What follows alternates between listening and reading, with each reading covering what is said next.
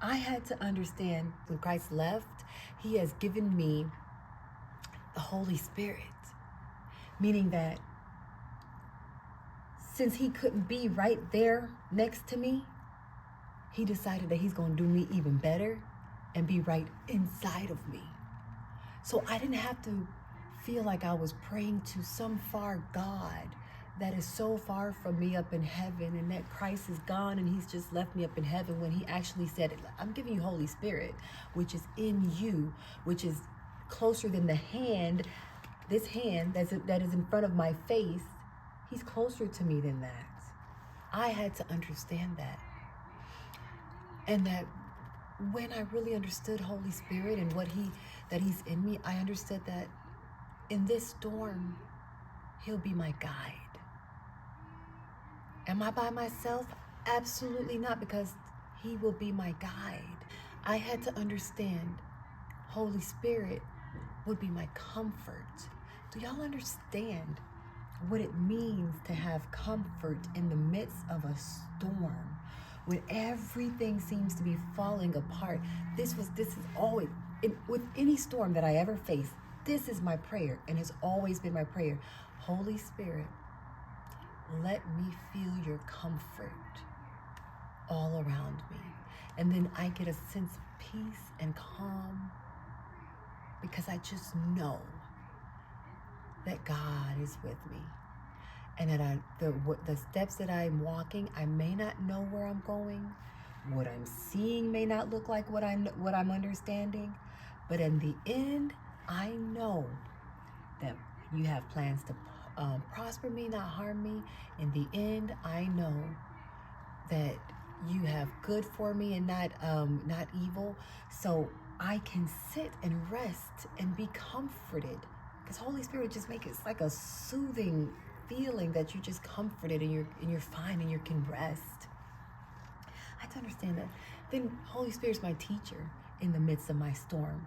Why are you going through a storm and not grow from it? Boy, he's teaching me a lot of things in the midst of this storm. Things about myself for growth, things about life, things about God, things about Christ in the midst of the storm. And then he's my strength. He strengthens me in the midst of the storm. I could not do any of this. I could not survive a storm without truly understanding Christ and the things that was given to me because of his death and resurrection. So what am I saying? Why am I saying all of this?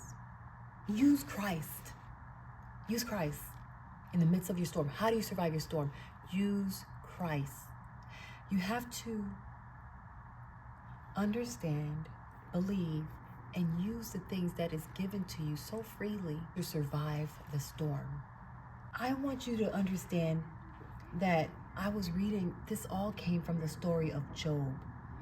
When he felt like, he said in Job 9:33-35, he said, if only there was someone to mediate between us, someone to bring us together, someone to remove God's rod from me so that his terror wouldn't frighten me no more, then I would speak up without fear of him. But as it now stands with me, I cannot.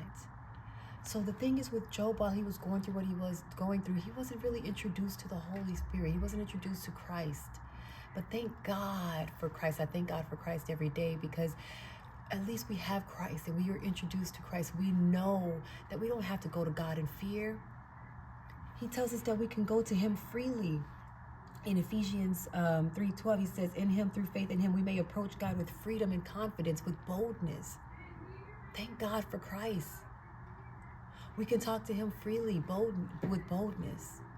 So what I want you to do today is I want you to walk in faith and get that all from understanding who Christ is and his resurrection and his death and resurrection and what that means, so that you can truly survive the storm. You are adopted. You are a child of God.